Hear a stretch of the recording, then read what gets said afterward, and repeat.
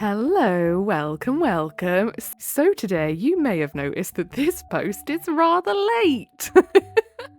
So basically what had happened was I had plugged my microphone into the very most forward USB port when I recorded these videos that were supposed to be up today and tomorrow and the day after.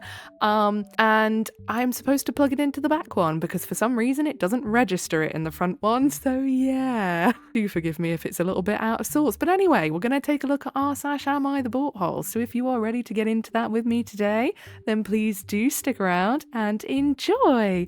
And don't forget to like and subscribe, please. Thank you. Okay, first post. Am I the butthole for using my now ex after I found out he was cheating?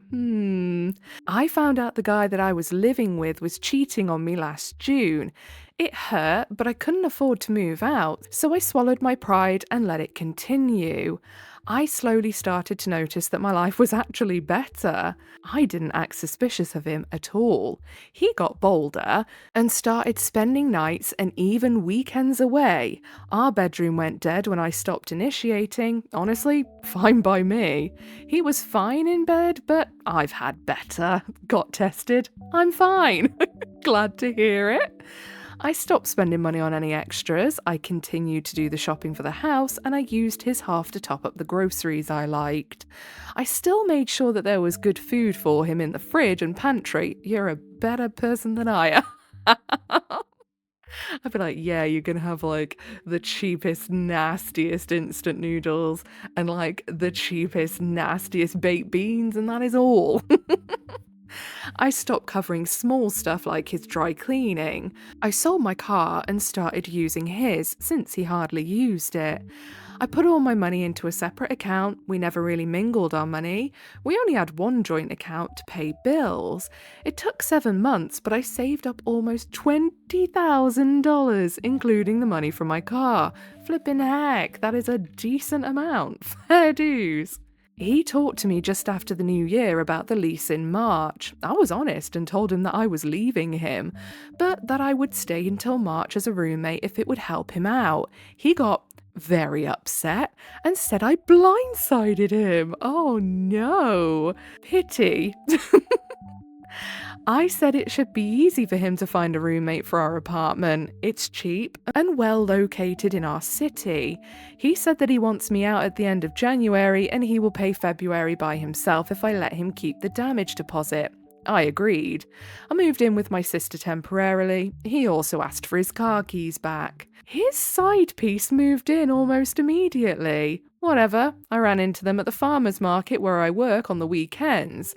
I introduced myself to her and said that she must be Maggie. He asked how I know her name. I was honest and said that I had known about her for 6 months or so. Wow, that is bold as hell to turn up to the place where you know your ex works with the person you were cheating on them with. And not only that, but to be like, oh, you've blindsided me. How dare you be finishing with me? And then literally move the affair partner in after like a few weeks or whatever. That's ridiculous. Insane. But then again, what else would we expect from a cheating turd? Now I'm hearing from a few mutuals that I embarrassed him and threw a wrench in their relationship. Boo-hoo. He had been telling her we were just roommates and that I was uncomfortable with him bringing women into the apartment. That is abso-fucking-lutely true. I would have been very uncomfortable. Yes, but not because you were roommates, because you were together. What the hell? The audacity on some people never ceases to amaze me. Anyway, he started doing the math and figured out how I funded my exit. He said if I knew, I should have confronted him so we could have ended last year. I told him to go shit in his hat. How?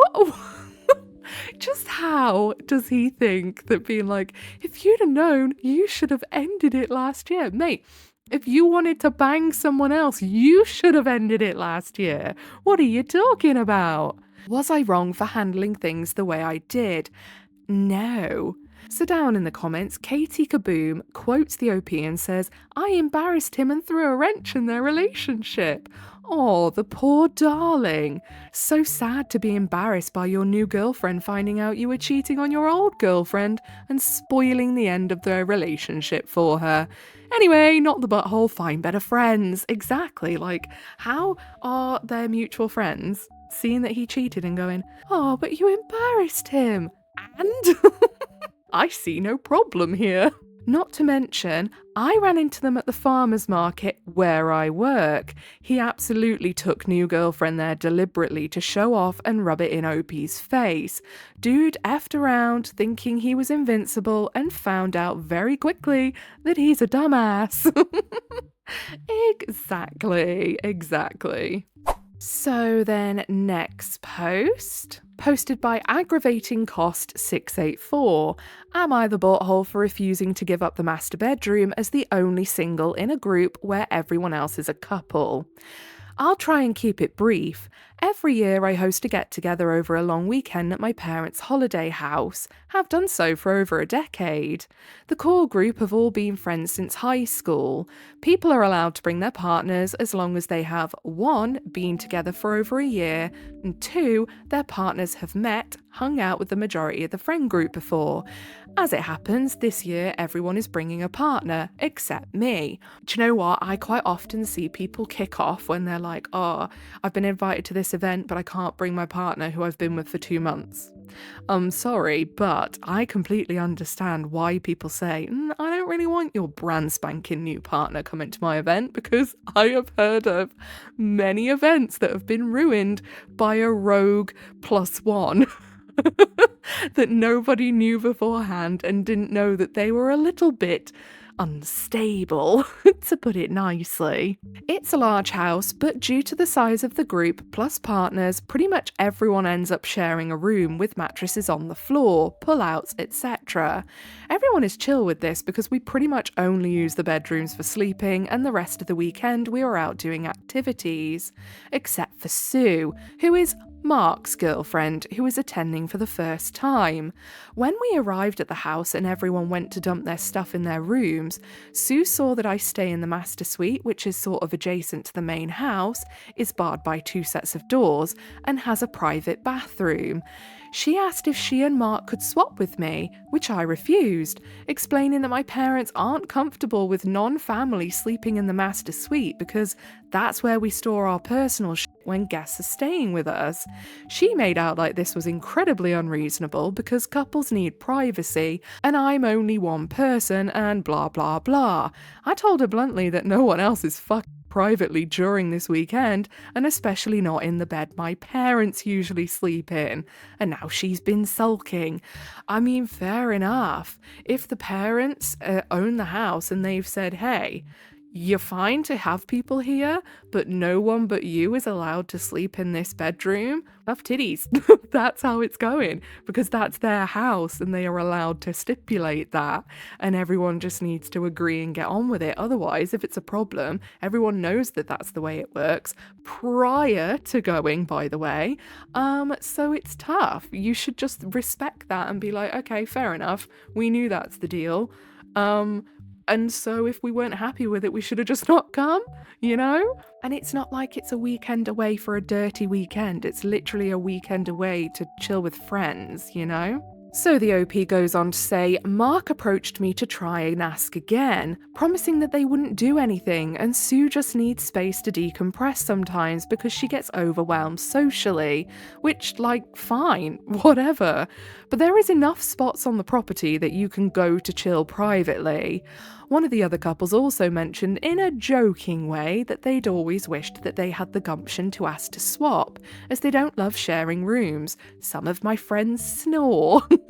Sue obviously thinks I'm a butthole, but in my honest opinion, if I'm hosting for free, I get first dibs on the rooms regardless, so am I the butthole? No, definitely not. You can't just be like going into someone's house and being like, "Hey, I want your parents' bedroom." No, if the parents have said, despite, by the way, whether anyone thinks that the OP would be a butthole if it was their house and their bedroom and they're the only single and they still refused, Doesn't matter. The parents own this house, that is their bedroom, and they have said no. It is tough. That's just the way it is. If I lent my house, say if I was rich, unfortunately I'm not, but if I was and I had a holiday home and I lent it to my kids and their friends and I said, only one of you guys is allowed to sleep in my bedroom, none of your friends, and they let their friends sleep in there anyway, I'd be fuming. It is like your bedroom's like a sacred space, or it is to me anyway. So having some random sleep in it would irk me no end. So, down in the comments, Billy the Keg says, not the butthole. Who goes to someone's house and demands to sleep in their parents' bed? Exactly.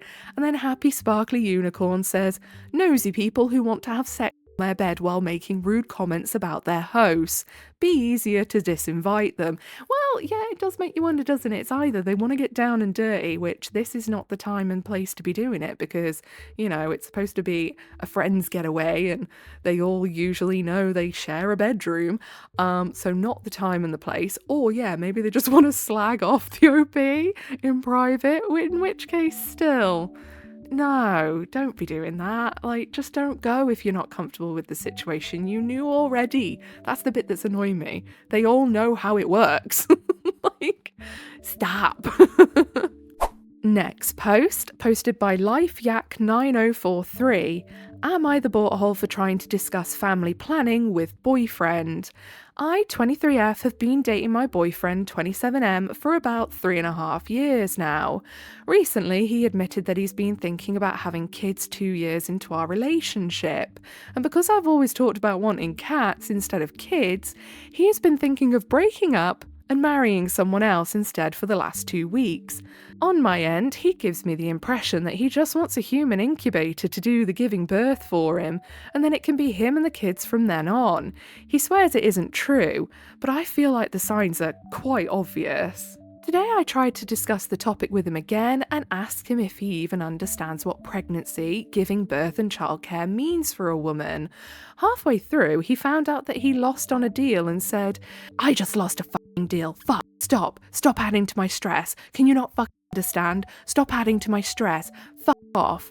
Wow, I think he was really vying for that deal. Do you think? Pete, do you think? And then blocked me. Oh, so this conversation wasn't even going on face to face? This whole conversation was going on over the phone. This seems like a conversation that is for face to face. I'm not gonna lie to you. It feels like it would be quite important to, be in front of each other. I wasn't trying to argue or anything, just asking things like, how are we going to approach life as parents, apart from the fact that, oh, he's getting old and wants a child before it's too late. Which is perfectly reasonable. Why kick off? I mean, I'm not being funny, okay? If you can't handle the stress of having a conversation because you've missed out on a deal, you cannot handle the stress of having a child. You just can't. Because if something's not going the way you want it to, and that's going to mean that you're going to freak out and start snapping at any other stress that's piled on, you would not cope well with having kids because they will pile on top of whatever stresses you've got in the house, whether you like it or not. They're not going to just go and sit in a corner and be quiet and twiddle their thumbs because you're having a bad day. That's not how it works. And him freaking out over a very reasonable conversation of the OP being like, hey, I'm not saying no to this. I'm just saying I would like to discuss how it'll work and what we're going to do. I'm not saying that this is an absolute no. I mean, he's being really unreasonable. Am I the butthole for trying to talk about things and adding to his stress? No, he needs to not have kids if that's how he copes with stress.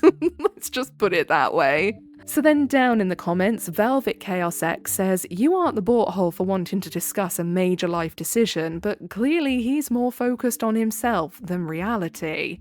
And then Patient Cause 4481 says, nah, you're not the butthole. You're just trying to have a serious convo about your future and what you want. Him yelling and blocking you says way more about him than you. Exactly.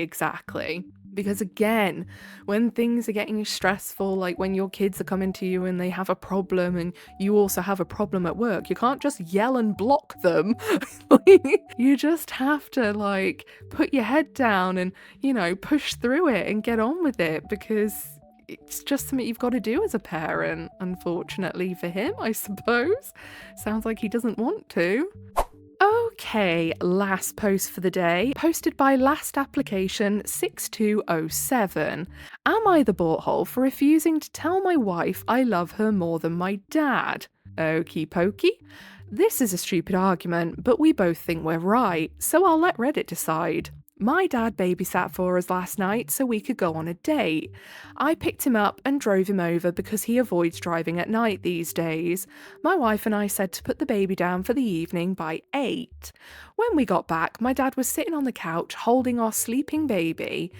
He said he was sorry he wasn't in the crib, but that he fussed whenever he tried to put him in the crib, so he just gave up and held him.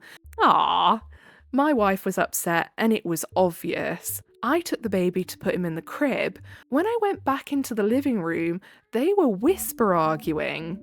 I told Dad we should head back. He got in the car and I drove him home.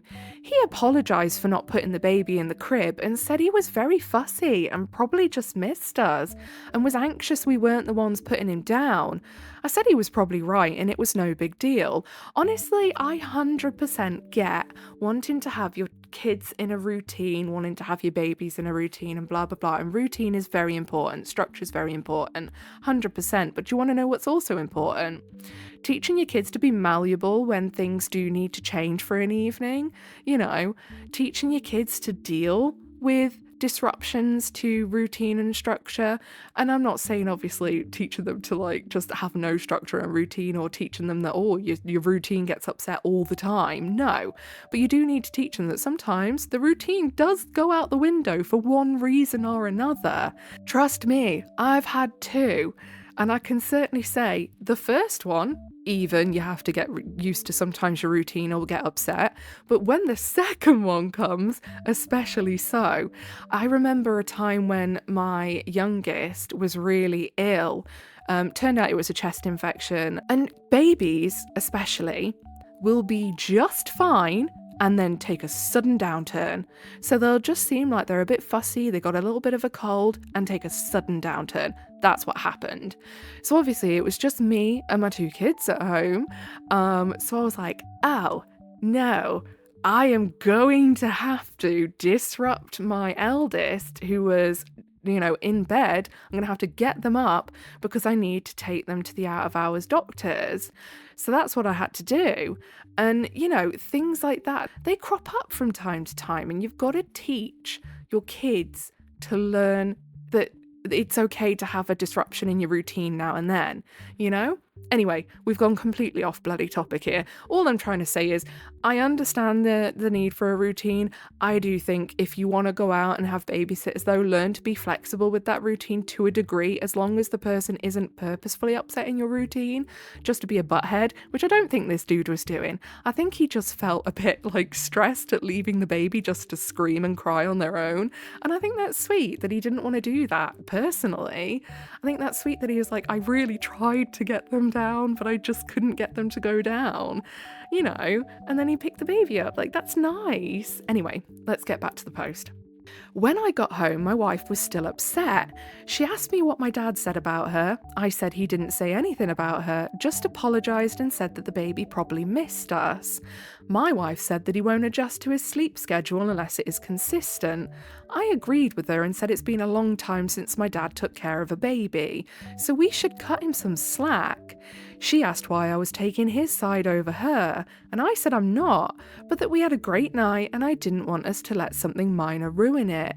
She said it isn't minor, and I'm supposed to back her up, not gossip about her with my dad. Tad paranoid, that, isn't it, to assume that's what was happening? I said I didn't gossip about her. All I did was drive him home. She asked why I drove him home when she was clearly upset.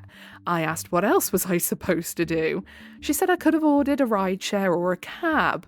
I said that the plan was always for me to drive him home. She said, right, because we have to stick with the almighty plan. I mean, isn't that what you're kicking off about, love? Sticking with the almighty plan?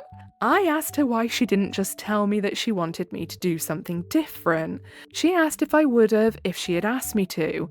I said I wasn't sure because of the cost and time delay. She said exactly. I said we could have talked about it though. She said I'm always trying to sit on the fence when I should be on her field. I said I am on her field. She asked me who I love more, her or my dad. That is a weird question to ask. I don't know about anyone else, but I tend to love everyone in my life equally for different reasons. So the type of love that I would have for a partner wouldn't be the same as the type of love I had for my dad. But they would both be just as important to me, and I find it so weird when people do that. Do you love them more than me? Basically being like, so who's more important to you? And it's like, but that's not how people work. Like, I'm not trying to pick my favorite like ornament or my favorite candle. These are human beings. I said that was a crazy question, because it is, and I wasn't going to answer it. She said she needed to know. I said I don't rank people I love. I love my wife as a wife and my dad as a dad. She said I'm an asshole for not choosing her. I say I'm not, because I don't think love is a numbered list like some kind of Watch Mojo video. That is very true, because it shouldn't be, should it? It really shouldn't. So, down in the comments, Puzzle-Headed Bus 6169 says, not the butthole. I get being very on top of a schedule. I am with my child, but when other people put her to sleep, I already know it's unlikely it'll go the way it does when we put her to sleep. And it's way more about baby being comfortable and happy when it's other people.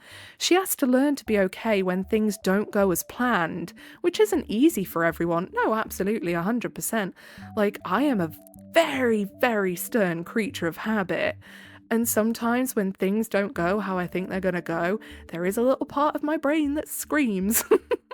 But I learned to keep that inside, unless it's, someone's being really unreasonable to upset my routine, then I will be like, hey, come on now. But do you know what I mean?